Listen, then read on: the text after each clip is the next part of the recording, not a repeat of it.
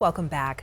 Along with picking who they want to represent them in Washington, this November Colorado voters will also decide on a ballot measure to offer free meals to all school students. A federal program to provide free meals during the pandemic expired in June. And now Denver 7's Megan Lopez shows us how the new effort would pick up where the federal program left off.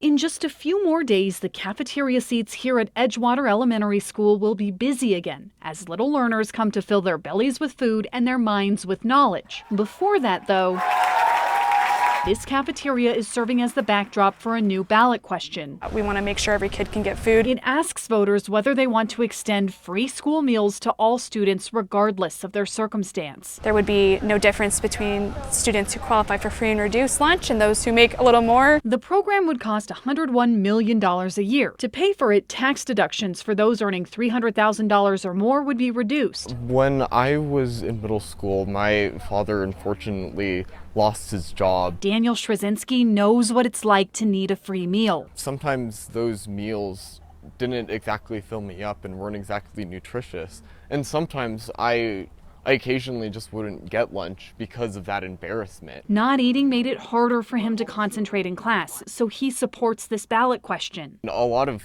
working class families right now have a lot of other expenses that they need to take care of. So does Xander Kashoop. I see a lot of kids come to school and rely on our food to eat. He's a kitchen manager at Swanson Elementary. There were times he had to turn kids away who couldn't pay. It's heartbreaking.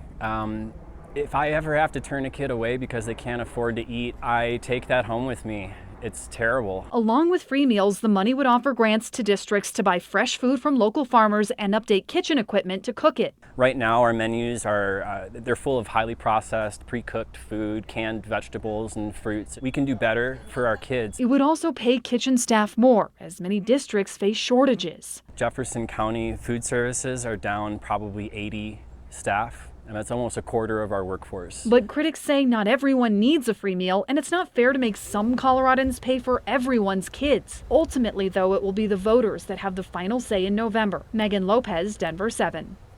And this initiative made it onto the November ballot because lawmakers passed a bill to ask voters about this legislative session. So if it's approved, individual tax deductions would be limited to $12,000 for those high earners and $16,000 for those joint high earner filers.